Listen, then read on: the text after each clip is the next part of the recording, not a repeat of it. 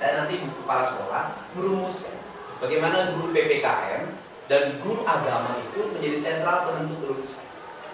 Guru PPKN bagaimana penilainya? Kan PPKN itu keluarga negara, esensinya kan Pancasila sama dengan agama gitu. Bagaimana keluarga negaraan? Bagaimana sifat pemahaman dasar Pancasilanya?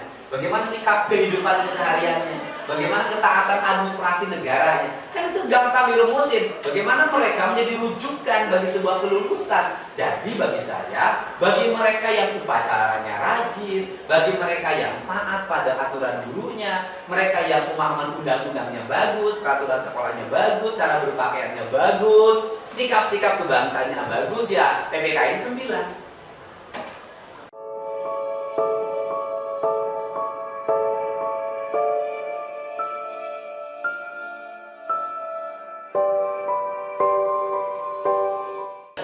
Gini, sebenarnya kan pembelajaran itu bisa diefektifkan. Itu kan kalau gurunya ngerti, kepala sekolah ngerti, 7 hari, 7 poin Purwakarta pendidikan istimewa itu sebenarnya mengefektifkan pelajaran. Bagaimana? Itu kan misalnya bahasa ya misalnya. Itu kan tidak mesti harus menjadi salah satu sistem pelajaran, tetapi menjadi pengantar. Sejarah, itu kan pelajaran sejarah itu kan dalam bahasa Indonesia. Kalau pelajaran sejarah dalam bahasa Indonesia, maka guru bahasa Indonesia bisa mengantarkan sejarah. Atau dibalik, bahwa sejarah itu di dalamnya dalam bahasa Indonesia. Gitu kan? Esensi dari bahasa Indonesia kan bagaimana kita memiliki interaksi yang baik, memahami makna yang baik. Kemudian yang aspek-aspek aplikasinya kan bisa dalam bentuk karya sastra, ya kan? Puisi, lagu, cerpen, novel, kan itu. Kan dia bisa digabungkan. Saya misalnya pelajaran agama. Pelajaran agama itu sudah bisa terintegrasi. Bahkan kalau saya sih berpendapat bahwa pelajaran agama itu esensi. Dia ada 2 pelajaran esensi. 1 pelajaran agama, 2 pelajaran PPKN. Itu esensi ruh dari seluruh pelajaran. Jadi agama dan PPKN itu adalah esensi atau ruh dari seluruh pelajaran. Karena esensi ruh dari seluruh pelajaran, maka kedua pelajaran ini waktu saya SD dulu itu memiliki makna bagi lulus dan tidak lulusnya seseorang.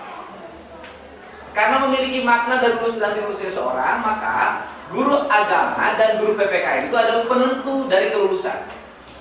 Bagaimana menentukan dari kelulusan? Maka guru itu lebih memandang manusia bukan dari sisi akademik, lebih memandang manusia dari sisi personal. Maka dia melakukan penilaian terhadap personalitinya.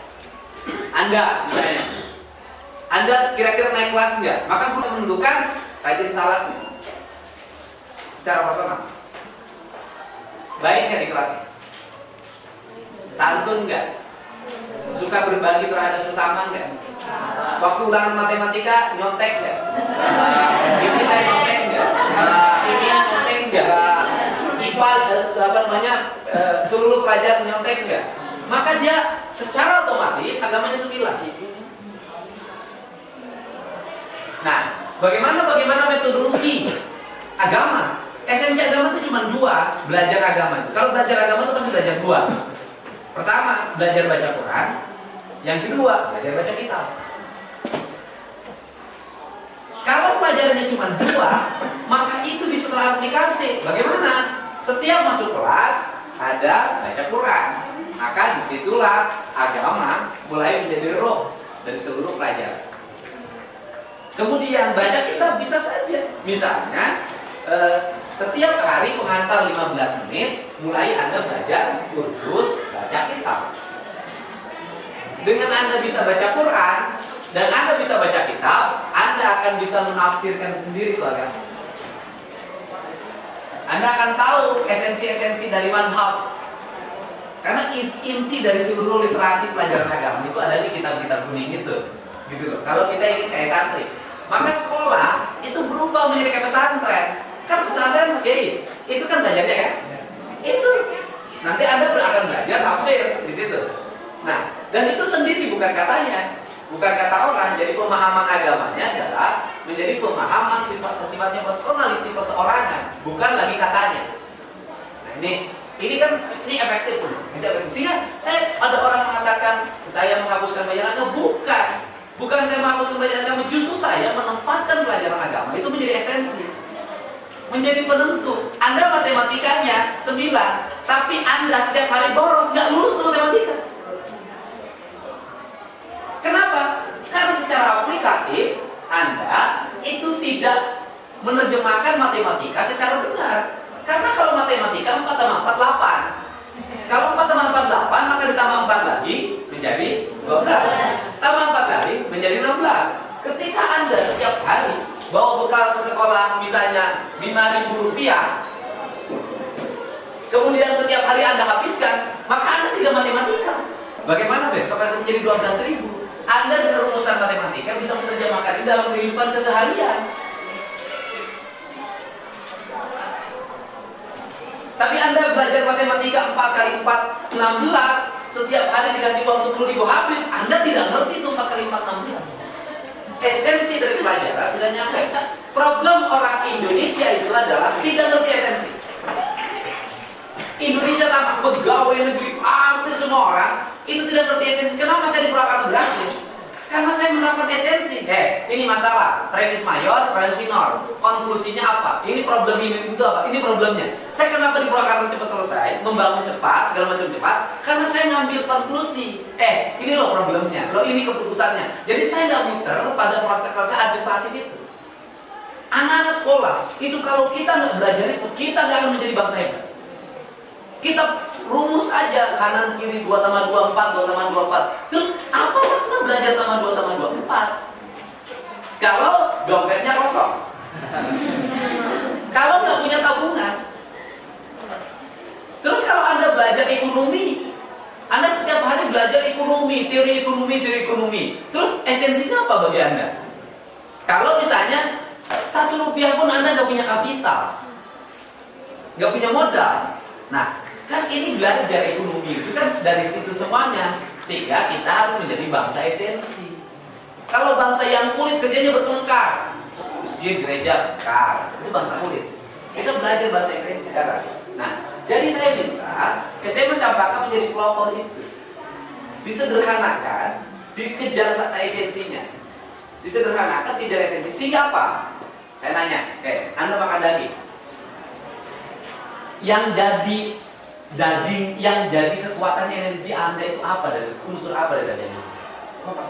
Terus? Ya apa?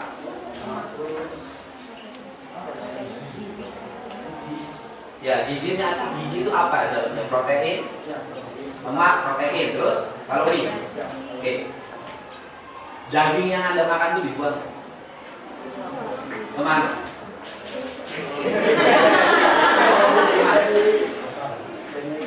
Kotoran, bau nggak?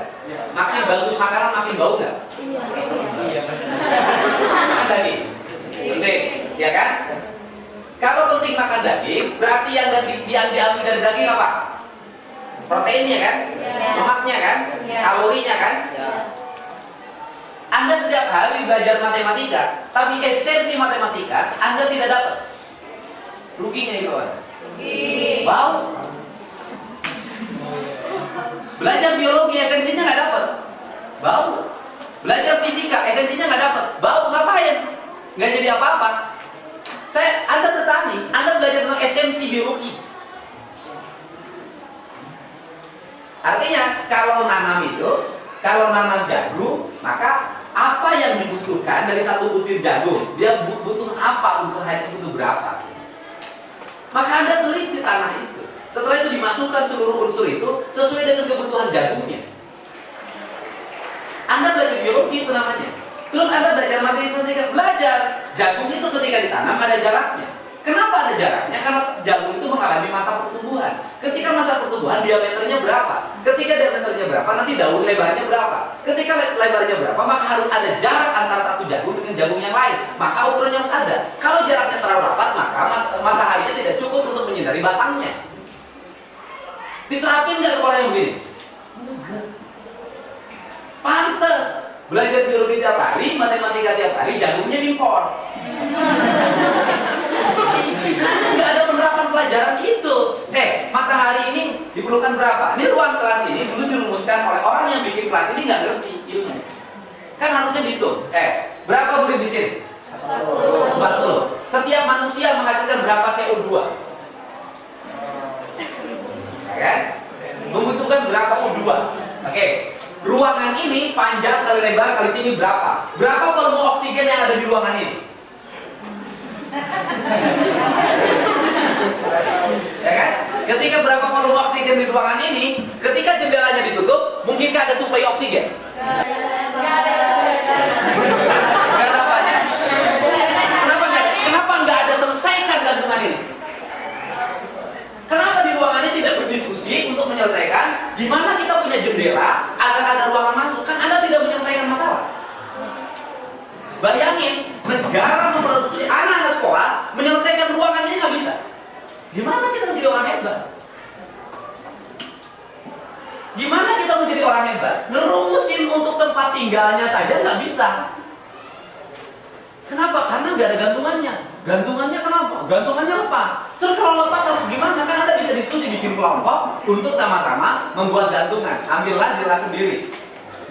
Pendidikan begitu baru hebat. Tapi kalau model gini, belajar untuk apa? Ulangan. Ulangan untuk apa? Naik kelas. Naik kelas untuk apa? Lulus. Lulus untuk apa? Masuk perguruan tinggi. Masuk perguruan tinggi untuk apa? Jadi sarjana. Jadi sarjana untuk apa? Untuk kerja. Pantesan nganggur. Karena untuk pendidikannya untuk nanti, ini kesalahannya. Kesalahan pendidikan kita itu untuk nanti. Salah. Pendidikan bukan untuk masa depan, untuk hari ini. Karena untuk masa depan, pendidikan untuk masa depan, biar kita jadi sarjana. Kata siapa sarjana banyak masa depannya? Nganggur jadi PTT. Ayo, jadi 250.000. Pendidikan itu untuk hari ini, bukan untuk masa depan. Orang yang punya masa depan adalah orang yang bisa mewujudkan, menyelesaikan masalah. Anda ibadah untuk kapan? Untuk sekarang. Anda sholat untuk kapan? Untuk sekarang. Ada nggak di Qur'annya diperintahkan sholat untuk akhirat? Sholat itu amar ma'ruf nahi. Kapan itu?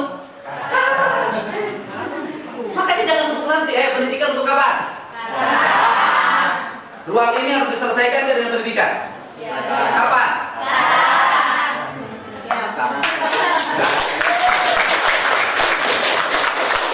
Nanti guru Anda harus jelasin. Di sini pelajaran apa namanya? Biasa yang udara, bagaimana? Biologi, fisika. Biologi harus bisa menjelaskan ruangan ini siswanya berapa, satu orang membutuhkan O2 berapa, menghasilkan CO2 berapa. Dari O2 dan CO2 ini dalam sebuah ruangan ukuran sekian dari sekian itu volume udaranya berapa? Volume udaranya berapa itu didapat dari mana? Berapa lubang jendela yang dibutuhkan di tempat ini? Baru Anda hebat. Berapa jendela yang dibutuhkan? Maka kalau jendela dibutuhkan, maka diperlukan jendelanya adalah ukuran sekian dan sekian. Bagaimana ukuran jendelanya agar angin masuk ke tempat ini? Baguskah dibuka ke atas atau ke samping? Ke samping. Jadi siapa yang pinter? Karuhun kita apa kita? Karuhun kita. Makanya saya adalah orang yang berguru pada karuhun yang dikafirkan itu. Karena cerdas. Karena cerdas. Gedung negara itu dibangun karena karuhun gayanya. Yang dibangun kekinian itu jelek. Itu namanya karuhun kita dulu sudah menerjemahkan rumah itu menghadap ke utara dan ke selatan. Dikasih jendela di timur dan di barat. Jendelanya pakai jalusi, bukan pakai kaca. Karena jalusi itu fungsinya ada fungsi udara masuk dan keluar. Lebih pintar mana insinyur Pemda yang lulusan perguruan tinggi sama karuhun?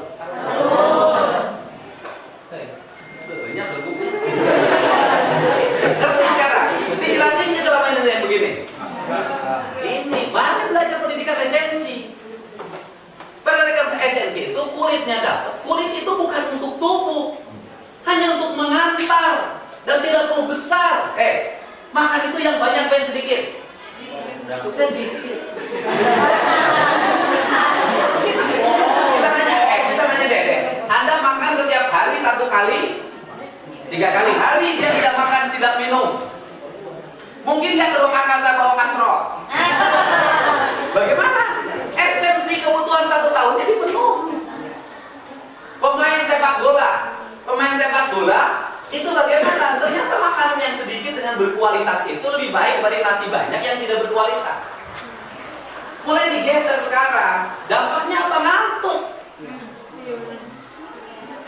Deddy Mulyadi selalu kelihatan badannya geraknya cepat karena makannya sedikit. Yang dikejar esensi dari makanan itu apa? Belajar untuk itu. Sekolah untuk ulangan apa untuk kecerdasan? Ulangan gampang nggak? Gampang, ulangan semua udah ada, kok tinggal pindahin. Ulangan itu paling gampang. Bagi saya teori ulangan itu gampang. Apa yang akan diulangkan besok sekarang dikursusin. Selesai. Apa pendidikan itu? Bukan. Kalau pendidikan hanya untuk naik kelas, untuk nem, gampang banget. Nggak usah sekolah 3 tahun, kursus sebulan. Iya kan? Kursus aja apa yang Anda ngerjain ulangan rata-rata berapa kalau ujian nasional? 50 itu kan saripati pelajaran dari kelas 1 sampai kelas 3 kan? Bayangin, dari kelas 1 3 tahun anak hanya untuk ngisi 50. Kalau begitu, kursus aja sebulan. Yang 50 itu dikursuskan, lulus nggak? Gampang kan? Gampang. Yang 3 tahun itu apa? Pembentukan karakter manusia. Yang 3 tahun itu apa? Pembentukan budi pekerti. Yang 3 tahun itu apa? Proses panjang. Anda nonton film, itu ada film, ada nonton film Jepang. Ada pemain drakor terbaik di Jepang di Tokyo. Kemudian bertemulah dengan pemukul beduk. Dia menghina pemukul beduk itu. Pemukul beduknya perempuan cantik. Terus kemudian pada suatu saat si drakor itu berkelahi dengan temannya. Dia frustasi nggak mau main drama. Dia memutuskan untuk belajar memukul beduk di sebuah perguruan. Ketika masuk untuk jadi memukul beduk itu, drummer itu merasa sombong, merasa hebat memukul beduk. Itu nggak dikasih pelajaran mukul beduk. Satu pelajaran pertama dia malah disuruh mikul batu sepanjang 5 km. Setelah itu dia dikasih pelajaran lagi menangkap pohon selama seharian. Setelah itu dia dikasih pelajaran lagi berdiri menatap matahari seharian. Terus panjang sampai akhirnya, sampai pada puncaknya dia dipersilahkan memukul beduk. Tanpa dilatih, dia sudah bisa memukul beduknya sesuai dengan keinginan irama guru. Kenapa? Jiwanya sudah menjadi. Anda kalau nonton kemarin, coba perhatikan kalau penampilan orang Indonesia dengan orang-orang Cina, Jepang, Korea, beda. Kemarin pada WhatsApp pelajaran yang saya dapat itu, kemarin waktu festival Buit Internasional itu, festival Sampurasun Buit Ethnic Festival, bagaimana orang Jepang itu memukul beduk tanpa henti dengan penuh kesungguhan. Antara tangan, mata, telinga, hidung, hati itu hanya ada pada pukulan itu. Hanya beduk. Bagaimana orang Indonesia memukul gamelan? Tidak ada fokus. Kita ini itu semua. Nah, saya ingin ngajarin sekolah itu menjadi fokus. Saya nanti kepala sekolah merumuskan bagaimana guru PPKN dan guru agama itu menjadi sentral penentu kelulusan. Guru PPKN bagaimana menilainya? Kan PPKN itu keluarga negaraan, esensinya kan Pancasila sama dengan agama itu. Bagaimana keluarga negaraan? Bagaimana sifat pemahaman dasar Pancasilanya? Bagaimana sikap kehidupan kesehariannya? Bagaimana ketaatan administrasi negaranya? Kan itu gampang dirumusin. Bagaimana mereka menjadi rujukan bagi sebuah kelulusan. Jadi bagi saya, bagi mereka yang upacaranya rajin, bagi mereka yang taat pada aturan gurunya, mereka yang pemahaman undang-undangnya bagus, peraturan sekolahnya bagus, cara berpakaiannya bagus, sikap-sikap kebangsanya bagus, ya PPKN 9. Dilihatnya bagaimana? Ya budi pekerti dong. Kalau pendidikan ini yang dinilai budi pekerti, yang dikasih 9 yang budi pekertinya paling tinggi, Anda setuju nggak soal itu? Anda setuju nggak? Setuju nggak sekolah yang dikasih nilai 9 itu yang budi pekertinya paling baik? Setuju. Yang paling ramah? Setuju. Yang paling sayang pada sesama? Setuju. Yang tidak pernah nyakitin temennya? Setuju. Setuju nggak itu agamanya 9? Setuju nggak agamanya PPKN 9? Setuju nggak anak itu pelajaran agamanya paling bagus? Kalau ulangan dia dapat 9, tapi tiap hari sama temennya diludahin. Ayo. Ilmu yang paling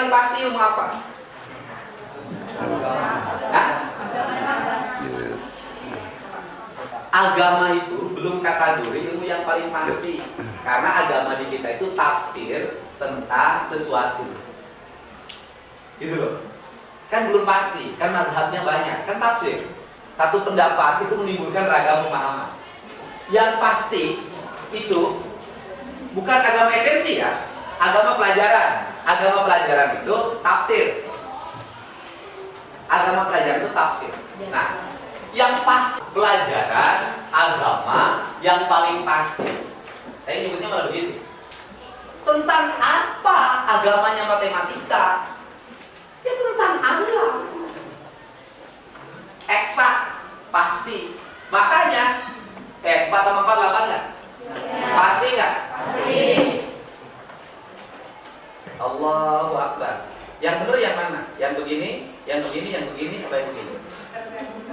Ya makanya. Pasti nggak? Tafsir. 2 tambah 2 4, pasti nggak? Ada nggak tafsir baru tentang 2 tambah 2 4?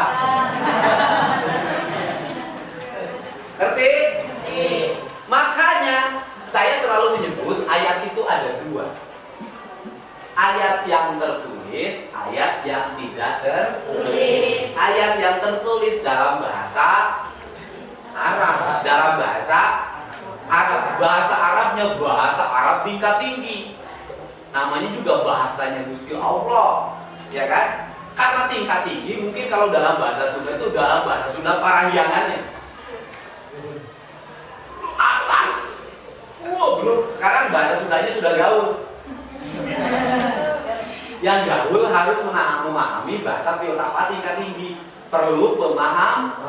Belum lagi diterjemahkan jadi bahasa Indonesia. Jangankan bahasa Arab yang tingkat tinggi, bahasa Sunda aja nggak bisa diterjemahin jadi bahasa Indonesia. Contoh, cincang keling mancing keling cirten. So, oleh Anda tafsir ke apa? Oleh Anda terjemahkan. Jadi gimana? Terjemahkan jadi bahasa Indonesia, terjemahkan yang tafsirkan. Cek apa bahasa Indonesia nya? Enggak ada. Som giriwil.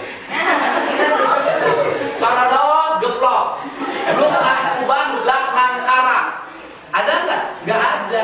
Bahasa Indonesia itu, mohon maaf ya, bahasa Indonesia itu bahasa yang paling minim. Dengan bahasa Sunda jauh. Tingkatannya beda. Bahasa Indonesia nyebut Tuhan Esa. Esa itu satu. Tapi orang Sunda lebih hebat. Bagaimana memahami Tuhan itu terintegrasi, tertransendensi dengan seluruh alam. Menurutnya Sa. Anda baca buku Siti Bang. Kacai jadi Salawi. Kacai jadi Salawi itu ada kalimat jamak yang tunggal. Jamaknya apa? Ada manusia, ada air, ada komponen di dalamnya. Tetapi karena menyatu oleh Tuhan, maka itu menjadi sah. Manusia dengan airnya sudah tidak terpisah lagi, kalimatnya sah. Makanya Tuhan itu dalam Quran itu ada tunggal, ada jamak. Sendiri, banget. Pokoknya intinya itu saya ingin ini menjadi pelopor. Nah, gurunya rapat, guru agama dan guru matematika itu adalah penentu kelulusan. Tapi kelulusannya dari moralitas. Setuju nggak? Setuju. Matematika yang, nah, kemudian yang kedua, ayat yang kedua itu adalah ayat tentang alam. Ayat tentang alam itu pasti. Ayat tentang alam itu pasti. Air mengalir dari dataran tinggi pasti ke dataran rendah. Pasti nggak? Pasti. Ilmu apa itu? Udara bergeser dari tekanan yang lebih tinggi ke tekanan rendah. Pasti nggak? Pasti. Botol ini dilempar ke atas pasti jatuh ke bawah. Pasti nggak? Pasti. Pasti itu dalam kaidah agama itu disebutnya sunatullah. Sunatullah itu adalah hukum Allah yang pasti. Sehingga sindiran saya ini terhadap banyak orang di Purwakarta ini, kita ini aneh. Ayat yang perlu tafsir diributin, dibahas dan dihenti sampai jadi kelompok-kelompok, organisasi-organisasi. Tapi ayat yang pasti dibiarkan. Ayat yang sudah pasti, tanah itu ditanamin jagung jadi. Di tanah itu harus ada unsur A, B, C, itu pasti. Nah, Makanya orang-orang yang disebut kafir itu dia taat pada hukum alam, tidak taat pada hukum tertulis. Maju nggak? Maju. Jepang maju nggak? Taat pada apa? Hukum alam. Ketika di Jepang ada tsunami, berapa yang meninggal? Enggak puluhan. Kenapa? Orang Jepang taat pada hukum alam. Dibuat rumah, dibuat sistem, kemudian bagaimana dia tidak keluar rumah, bagaimana dia berbaring, bagaimana rumah-rumah di Jepang itu dibuat berasal dari kayu, sehingga ketika ada duka, ketika apapun tidak berbahaya bagi penghuninya. Ketika gempa di atas di Aceh berapa sih? Ayo, taat mana sama Quran orang Aceh orang Jepang? Orang Aceh. Dari sisi ayat. Tapi dari makna ayat taat mana? Taat orang Jepang. Ngerti? Ngerti? Sudah. Selesai? Paham? Panas nggak ruangan ini? Kenapa ruangan ini panas? Karena suplai udaranya. Karena di luarnya. Karena Anda kemudian karena Anda pakai baju warna. Kalau pakai baju warna putih tidak akan terlalu panas. Paham? Kenapa saya pakai baju putih hari ini longgar? Karena cuacanya panas. Jadi, sebentar. Enak gak belajar begini? Enak gak diajar sama saya tiap hari? Rasanya nggak enak. Ayo tepuk tangan. Orang yang punya hari besok adalah orang yang sukses. Jadi tugas kita adalah sukses. Karena besoknya belum tentu. Ngapain buat hidup?